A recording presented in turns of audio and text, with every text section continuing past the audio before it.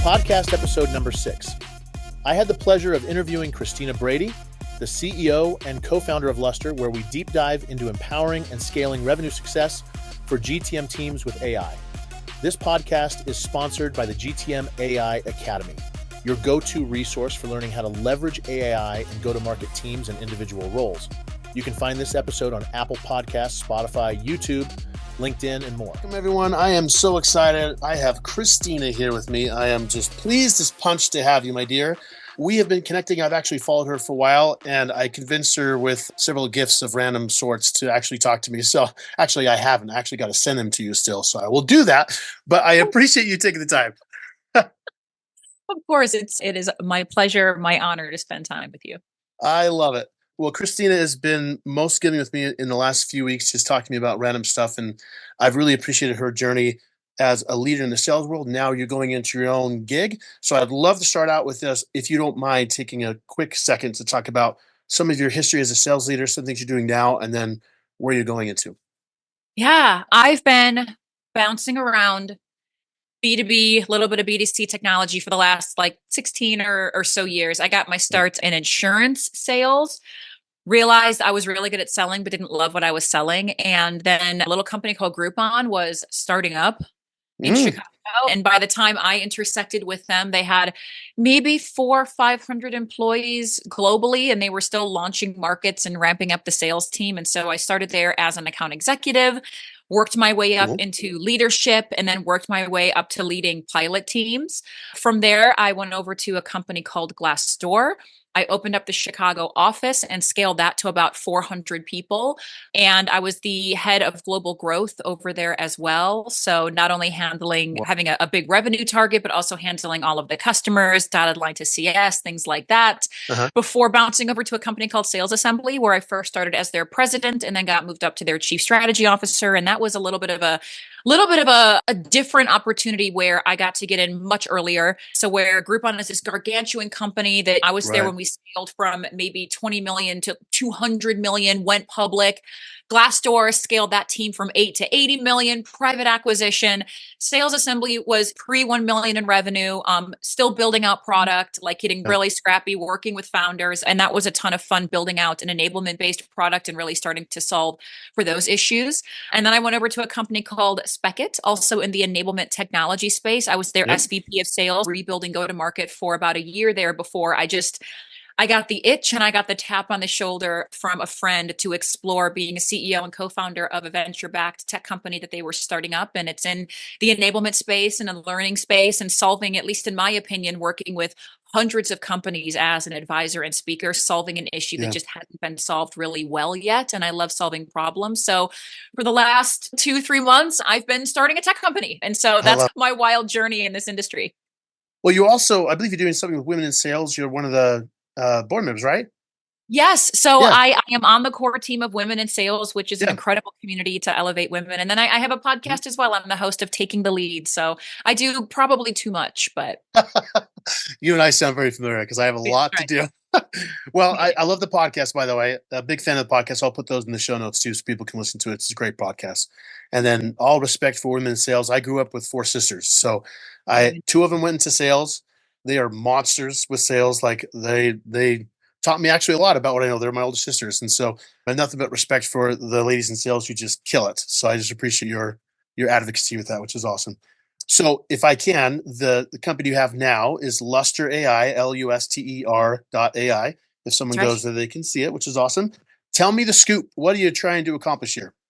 Yeah. So if you think back to what are the gaps in how people learn, not just in general, but specifically at work, there's a lot of really wonderful solutions for how we train people.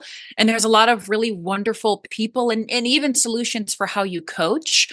But if you think about how most people learn, it's through the ability to practice what's been trained, right? If you think outside of sales, pilots, learn how to fly in simulators. Kids learn how to drive their cars in a simulated environment. There's this documentary on Netflix about a kid who was playing Gran Turismo and Nissan picked him up and he's a podium placing driver now because they Right. learn in this simulated environment. And so that kind of a thing hasn't existed for go-to-market teams in technology. And if it has existed, it just hasn't been, in my opinion, done in a way that really serves the end user. And so what we are doing is Mm. getting into that space of creating simulated environments for go-to-market teams to practice what they've been taught before they go into a live fire call and make your actual customer the guinea pig to whatever new thing has been learned. So the idea is, and what I would hear from people all the time building learning and development products was, yeah, we can train, but we have to just keep retraining because nobody's ingraining the knowledge and we don't know how to Yeah. measure that. And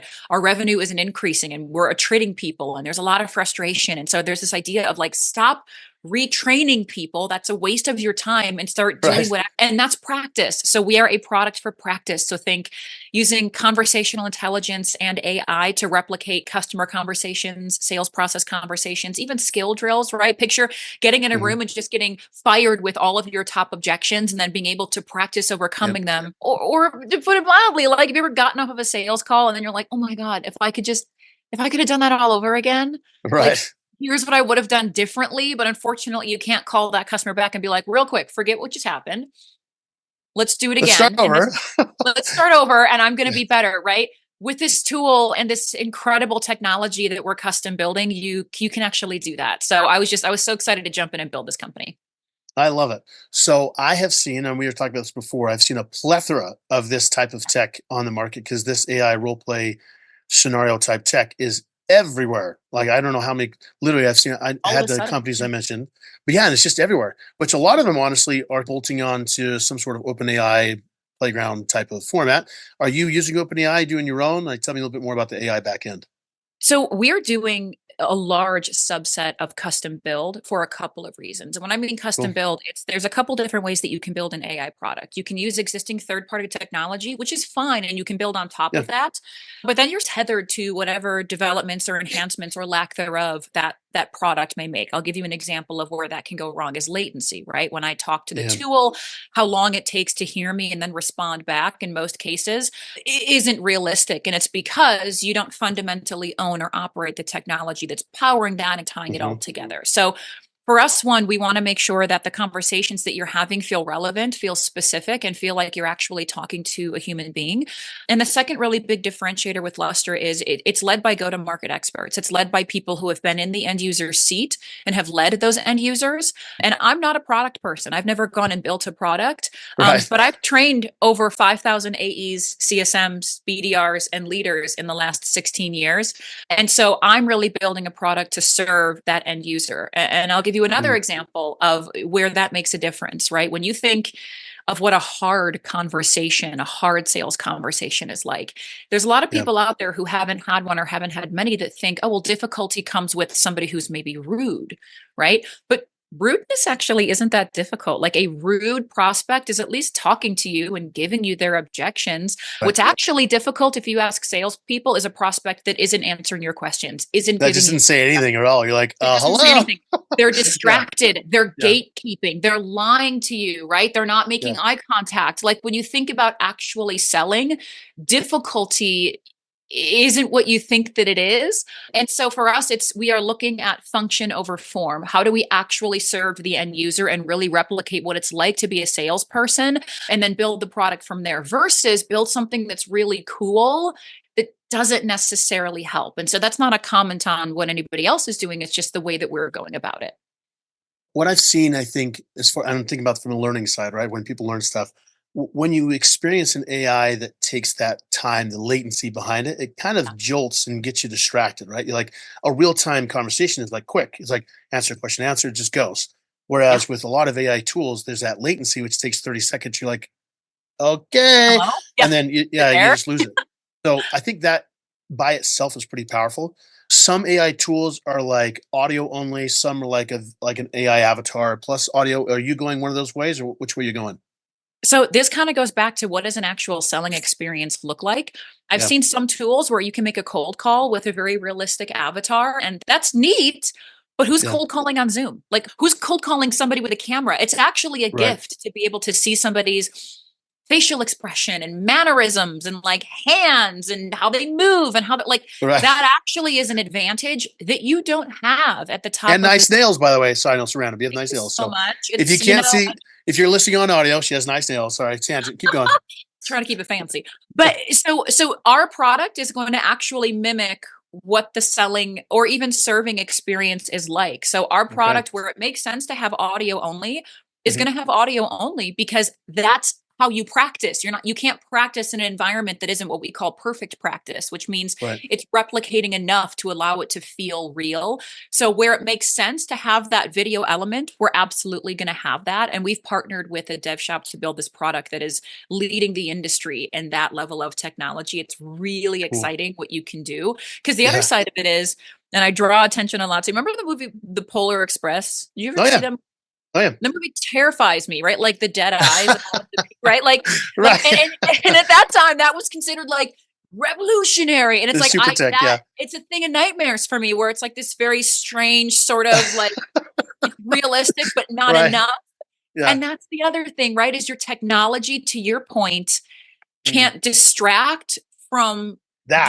the Yeah. mind of what you're Mhm. trying to achieve. So I'm also very cognizant of that. You have to be careful with the art of the possible. Yeah, I think that's where I've had some concern with some of the tools being shown to me is that it's great in theory, but then actual application, whether it's the latency or whether it's the technology, people are like, this is honky. Why would I do this? This just doesn't, when that, it's not even psychological safety. It's more of like, this is a waste of my time thought. Like, why am I doing this? Then they're not going to put their best foot forward to practice, which is the whole point of what you're trying to do. But Yeah. If it um, doesn't help, I'm not going to ask you to spend your company dollars on it. I know yeah. how tight it is. I've been a buyer for almost 2 decades at this point in time. So yeah, it's a great. How are you planning showing the impact between the practice sessions and then converting that over to real world? So you can say, because of this subset of practice sessions that led to this, it has win rates and average deal size and all this other stuff. What's the connection for you? Yeah. I think the first is every company has different KPIs based on the team that are meaningful for them. And any tool that you buy, especially today in 2024, has to tie critically back to one of those KPIs. Mhm. For a tool like this, it's actually a little bit easier to measure, right? For the folks that are using the Luster product to practice, are we seeing increased meetings set? Are we seeing increased velocity between sales stages? Are we seeing an increase in demos converting to contracts sent? Are you seeing a higher win rate? Are you seeing a higher close rate, right? And what are the differences between those two things? Because a lot of companies don't realize those are different, right? So it comes down to one, having a conversation with our customers, and we're doing this right now, right? Even with our first customer that we brought on, right? It's what's important to you and why does it make sense for you to buy a tool like this? And at the end of the day, Yeah. it has to make sense. The companies that buy any tool like this have to embrace learning and development. They have to have a way to measure their teams, and they have to make sure that dollar is justified, because you and I both know that folks who are in enablement spend almost every single day having to fight for their own job, and their importance at the organization they're at is so unbelievably paramount. And so the other gift Yeah. that I want to give to enablers is a tool they can buy to spend their budget on that they can actually tie back to results. I want an enabler to be able to say, we did this training, and then we let all of our teams practice what I just taught them in this environment. And now look at the result that it's having, right? And the result isn't because of Luster. That's the mechanism to get there. What it is, you, incredible enablement person, you trained them Right. on something. We gave them the opportunity to train them or to let them practice on what you trained them on.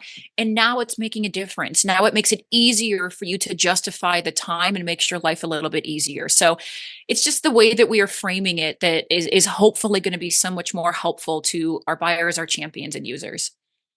Yeah, I, as an ex Speckit user, which I love Speckit, by the way, I haven't bought it yet because we're just not in that place yet. But for that type of real time enablement and that mindset that you come from, being the ex salesperson or ex leader of sales at Speckit, it's refreshing to hear that kind of thought because you don't always get that. Like a lot of times, people attach themselves to the business outcome, but not always to the value of the actual program that's doing it in the first place. So Right. I think that's pretty important to call out.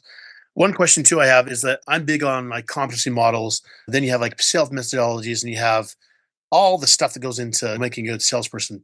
With your tool specifically, because now I'm asking for a selfish point of view, Does it do the thing you can say, okay, discovery call, here's the competencies I want, here's the methodology, here's the exit criteria, go. And then you can put together some sort of call to replicate that. Is that how you think about it, or how's your approach? Yes, that's how we're building it, where you can custom Aha. build the simulation, right? So it Yeah. can be industry, size of the deal, persona of the person that you're talking to, Cool. personality of the person that you're talking to, methodology, and then any external factors. An external factor could be they're having a bad day, right? Yeah. Like that's an external factor that's going to impact the way that they interact with you. So all of those custom fields, to make it as realistic as possible, that's what we can build into every simulation. So you're going to have the opportunity to either have your enablement team assign more of a high level simulation to everybody and score, or Mhm. say, hey, for you specifically, I want you to do this exact simulation, go build it and go do it. And in my opinion, that's critical, because again, it has to be perfect practice. You have to feel like I'm practicing a call at my job with my buyer for my Right. product at this stage in my sales process with the methodology that I have to learn how to use. If you can't get that Mhm. specific, it's actually not that helpful. Yeah, I think that's where some tools fails because it becomes too theoretical, and you're like, I can't apply this. It doesn't help me at all. Yeah, don't make your Um, customers connect the dots. Totally. yeah. So now let's talk a little bit higher. I'm gonna go step up high as we go. So now we're talking specifically your tool. Let's go a little bit higher.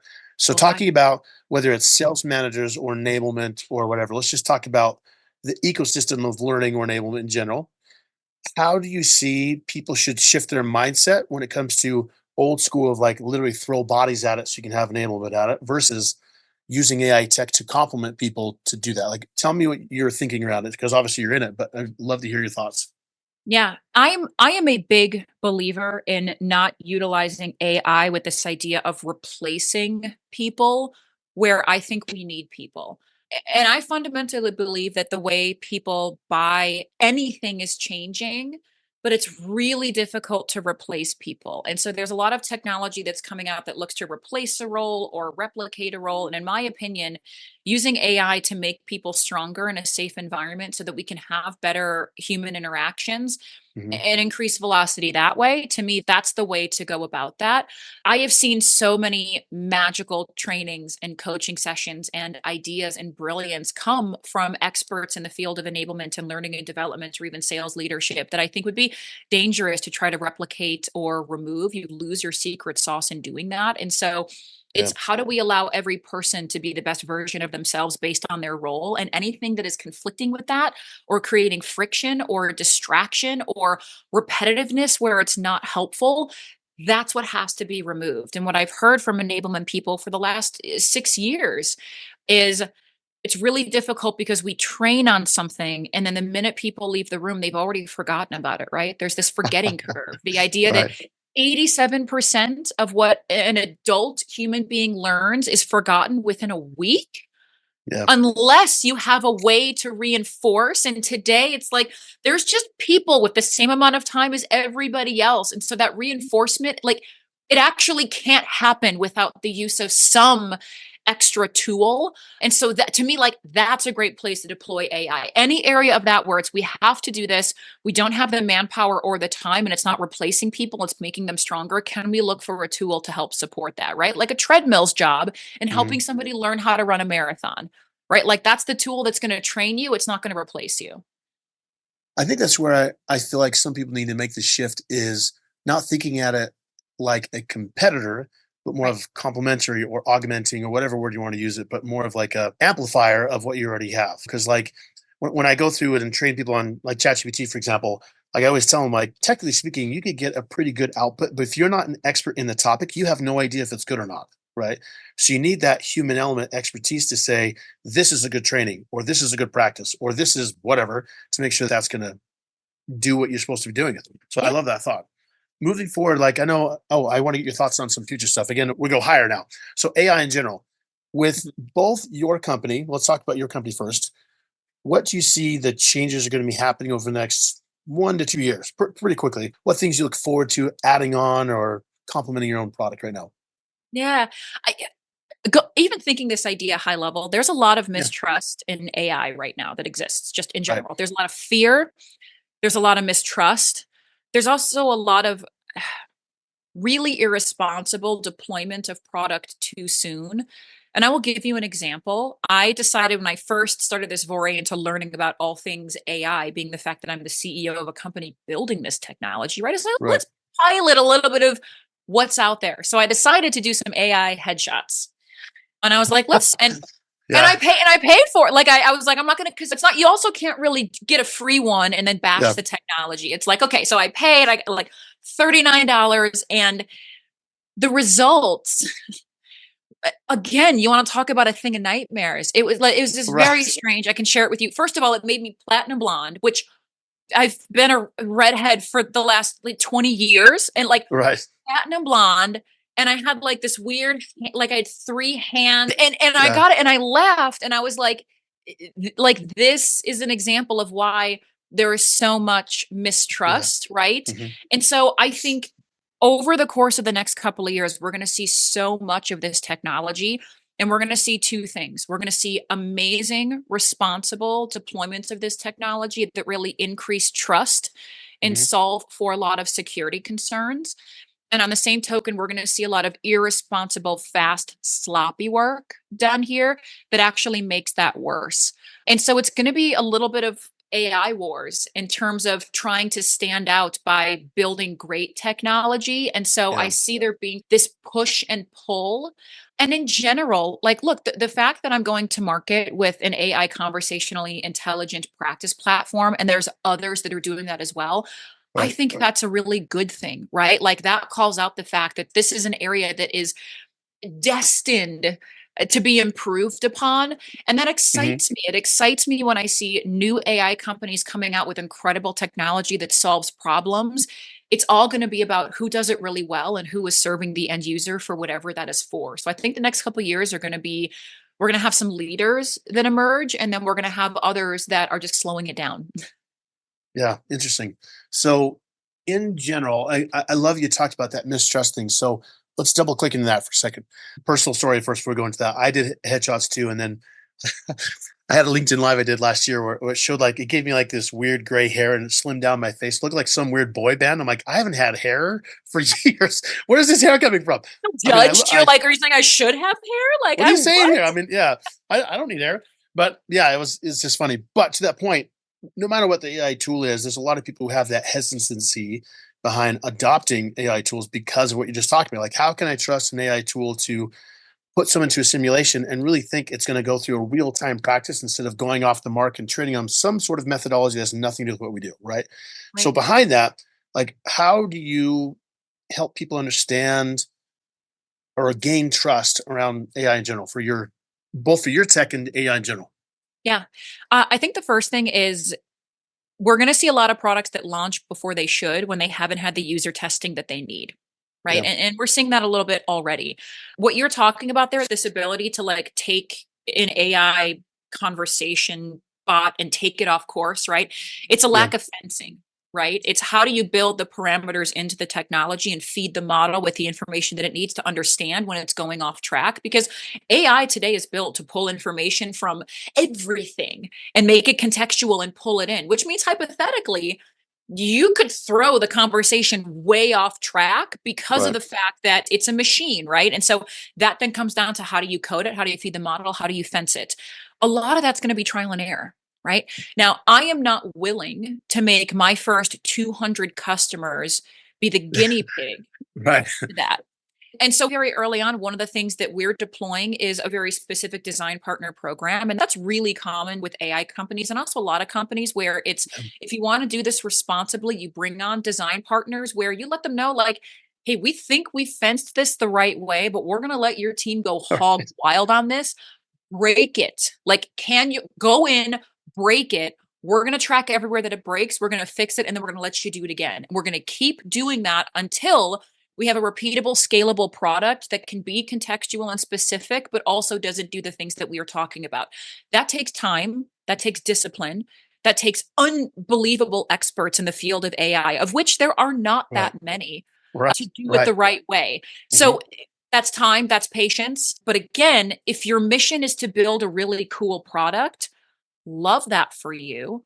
If your mission is to build something that fundamentally helps the end users using your product, that's where the focus and the discipline has to be. And that takes just the time to get it right. Yeah. One thing that we actually talked about this last week when you and I were talking, you were telling me like, I see all these products launching and I want to do it so bad, but I can't do it yet. And I appreciate that you have the ability as a leader to hold back and say, we're not ready for mass adoption yet, which has got to be so hard because there's so many of these role play things coming out. But to me, that speaks a lot of volumes about you and your character and your thinking and leadership, is that you're not willing to sacrifice the speed of something for the quality or output you're looking for. So, I mean, that to me just speaks volumes about you personally. So that's awesome. Last, I think I'm going to ask one or two more questions. So, last question for you is, I'm trying to decide which one I should ask first, actually, because you actually told one of your horror stories. I'd like to ask about AI horror stories. With where you're going with AI specifically, do you see us coming to the point where we'll get to I like to call it the Jarvis effect, where we have like this Jarvis type thing, like Iron Man, where it's like real conversations and intelligent enough to have these crazy things? Or like I posted on LinkedIn once about a Barf. Remember Barf from, again, Iron Man, where he goes into this scenario, he's talking to his mom and dad when he was younger. Do you see us going to that point sooner than later, or do you feel that would be important for people? Or tell me your thoughts. I mean, I almost hope so. Yeah. We don't want like a Skynet situation here. That's why I use Jarvis, not Skynet. So Jarvis is a lot nicer. Like, they're like, our minds go there. We're like, Yeah. what if? Like, they're going to take over. Yeah. So, yeah, obviously, you want to keep the leash on it. Yeah. I cannot tell you, I cannot express enough, even with building my own technology with the brilliant people that we are doing it with, the incredible things that I've seen. Like, you can do amazing things with this technology that is beyond where even I thought that it could go, right? Because it's hard for you to unharness your brain and think about an actual learning model. And it's because so much of the technology that has been called AI in the last 8 to 10 years, like, Right. isn't actually AI. It's like, Right. if it's then that technology, or it's different coding, or it's a bot, but not one that's powered by true AI. So like, Right. I think a lot of people really understand what AI actually is and what it can do and how it's different from what existed years ago. And so I hope that over the course of the next couple months, years, we're able to open up this entire new view of thinking. And that's important because then it can actually help people. Because again, it's one thing to do something super cool. It's another to actually help people be better and make that kind of a fundamental difference. And I truly believe you deploy this technology, you build it the right way, the ways that we can help people, the problems that we can solve. I'm not just talking about B2B technology. I just mean as a society, like, Right. there's so much potential there. So like, I'm the CEO of an AI company, right? I'm bullish on this. Like, Yeah. I want to go nuts, not Skynet nuts, but like maybe just like tap it, like get to be like, not quite. Right. We're gonna stay in control. This isn't gonna be a Matrix using people as batteries situation here. Right. Not doing that, but like, It's so funny. close. Yeah. So I'm going to ask, this is what I want to ask you before I think I might end with this, because it might take a second for you to answer. Because I could literally rattle off 10 tools that do something similar, and I know you have this category. What are the things for AI role play practice, whatever we're calling this category? What are the things you would say, no matter what tool you use for you to find the right one? What are the things that you say as a CEO saying, you need to look at this and this to really measure tools against each other and see what works best? What would those things be that you'd say to measure? Number one, is it a tool that your AEs, BDRs, CSMs actually want to use? Because you don't want to buy, as an enablement person, another tool that you're going to have to force people into. Mm. And so, is there a gamification? Is there fun? Is there ways where individuals can feel like they've achieved something? Like, is there an element of people want to do this, and I'm going to buy a tool that I don't have to hammer down the throat of every single person in this organization? One. Two, Yep. is this a tool that allows me to get real-time insights into where the team from a skill standpoint is doing really well and where I have to lean in a little bit more as a trainer and help them? So am I getting insights from this tool that are going to help me with my learning and development curriculum in real time at a very specific level? So what are the analytics that I'm getting back? What am I learning from this to be a better sales manager, sales director, enablement leader? How am I getting that? The next one is, does this tool have the ability to actually feel real for my company? Not just mimic a cold call, mimic our cold call, not just mimic a demo, mimic our demo. So does it feel real? Is it distracting in any way, shape, or form? Even like, what is the lobby experience like? And what I mean by that is before you go into a spa to get a massage, the lobby experience tells you everything. What is the setup? Do I feel prepared? Is it comfortable? Do I want to go in and utilize this? And then the last is, how many applications can I use this for? Right? This is the year, and these are going to be the years of combining tools. Do you have a tool that you can use for onboarding, ramp, training, everboarding, interviewing, right? How many different ways can you deploy the tool to cover the gaps that you have? And last, I would say is, are you buying tools, not just Luster, right? And are you buying tools from people who understand the problem that you're trying to solve? Like, are you buying a tool from somebody that gets it? And that's unbelievably important because the entire roadmap is being built by that individual. And if they don't understand the end user of the tool that you're trying to build, you're going to have gaps, you're going to have problems.